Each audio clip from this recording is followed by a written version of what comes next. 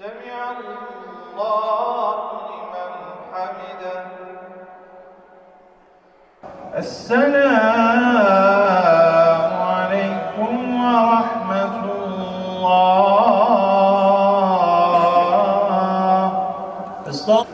Gaziantep'e geldik, Şahin Bey'deyiz. Kardeşim buluşması yapıyoruz.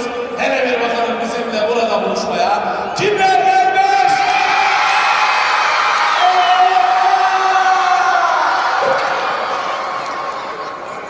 Selamünaleyküm. Allah Allah. Asıl ses kızlardan mı geldi, erkeklerden mi geldi? Anlamadım ben. Çünkü evin dışında, evden başka bir yerde böyle ayakkabılarını çıkartıp çoraplarınızla takılabilecek bir yer var mı? Bir tek cami var değil mi? O yüzden bak, camiler bizim evimiz abi.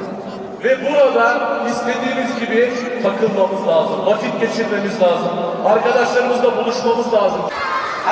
Büyüklerimizle birlikte namaz kılacağız abi. O zaman bizim eğlence vaktimiz ne zaman?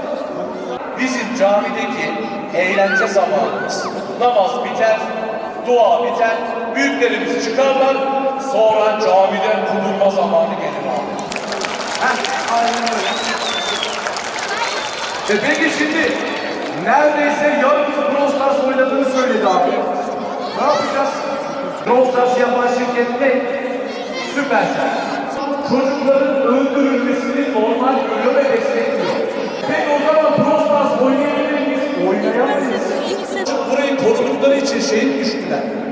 Sen şimdi gidip de senin burada dedeni şehit etmiş olanların ürünlerini, markalarını alıp da onlara para kazandırabilir misin abi?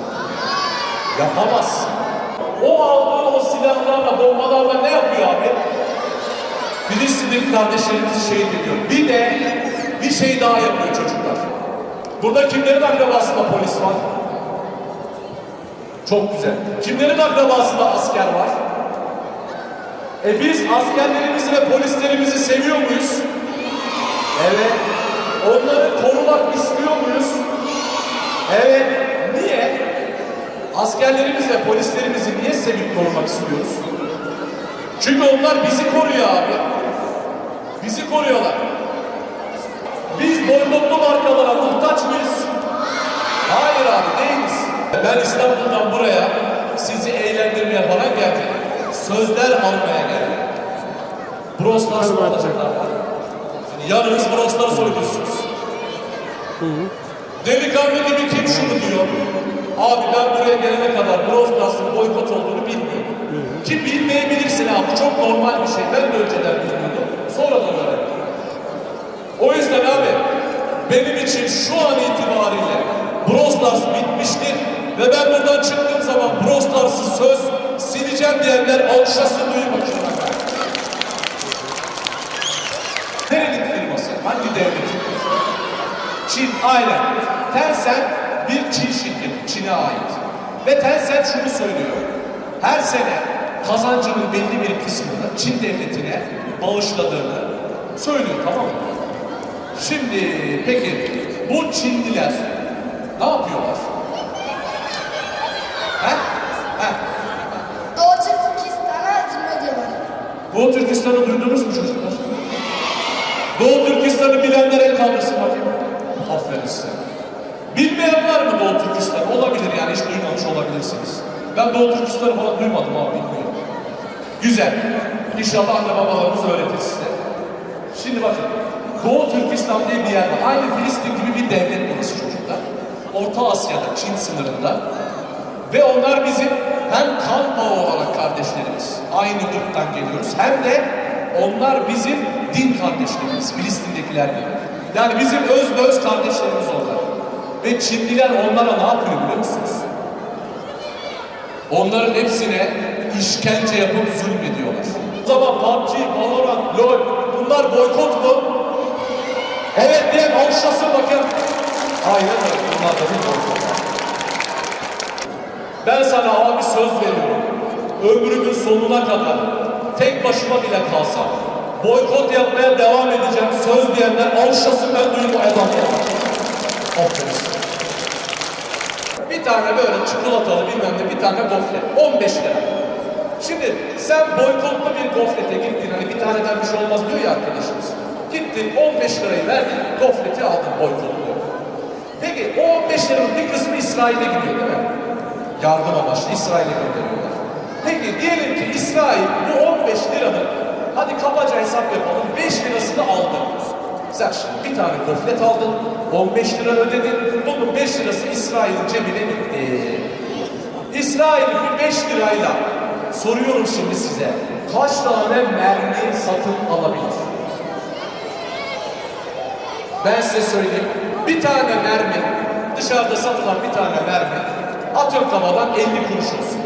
Tamam mı? Bir tane mermi ki İsrail o mermileri çok daha ucuza alıyor. Belki 3-5 kuruşa alıyor ama diyelim ki bir mermi 50 kuruş. 5 lira İsrail'e gitti değil mi? Hepimizin umursamayacağı 5 TL yani. O 5 liraya kaç tane mermi almış oldu? 10 tane. 10 tane mermiyle kaç tane çocuk şehit edebilir? En az 10 tane çocuk şehit edebilir. Bak görüyor musun? Bir tane gofretle, sakin ol.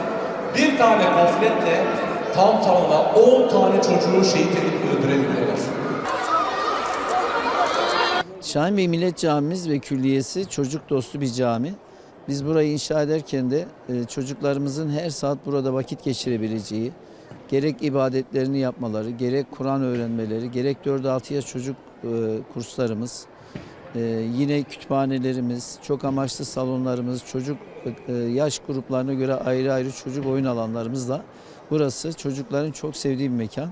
Gördüğünüz gibi burası gece gündüz, hafta sonu sürekli çocukların cıvıl cıvıl içerisinde vakit geçirdiği, ibadet ettiği bir mekan.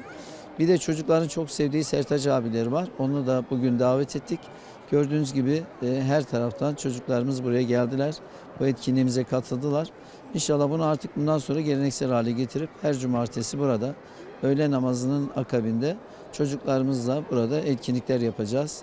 Daha çok çocuklarımızın camide vakit geçirmelerine vesile olacağız. Biz Gaziantep'te daha öncesinde işte farklı buluşmalar yapıyorduk ama bugün Millet Camisi'nde camide bir buluşma yaptık. Hep istediğimiz de buydu. Çünkü biz istiyoruz çocuklar camiye gelsinler. Burada hocalarımızla, cemaatimize eşlik etsinler ve oturup burada sevdiği şeyleri konuşsunlar. Yani biz burada çocuklarla hem birlikte namaz kıldık hem de sonra oturup işte YouTube'u konuştuk, oyunları konuştuk, boykotu konuştuk. Olması gereken modül tam bu. Yani bizim çocukları buraya alıştırmamız gerekiyor, sevdirmemiz gerekiyor. Bununla birlikte cami adabıyla da bunu aşılamamız gerekiyor. O yüzden bu tür etkinliklerin camilerde olmasını ben çok istiyorum, çok destekliyorum. Gittiğim her yerde de cami buluşması yapmaya gayret ediyorum. O yüzden Millet Camisi ki çocuk dostu cami olması hasebiyle tam bunun güzel bir adresi oldu bugün. Ya biz Mehmet Başkan'ı zaten biliyoruz. Yani eğitim çalışmalarıyla Türkiye'de çok önde geliyor. Çocuk işleriyle de çok önde geliyor. Ben bugün de çocuklara hiç isim vermeden işte burada benden başka bir abiniz daha var dediğimde direkt Mehmet Başkan'ı anladılar. Yani bu çocukların onu çok sevip bildiğini ve saydığını gösteriyor zaten.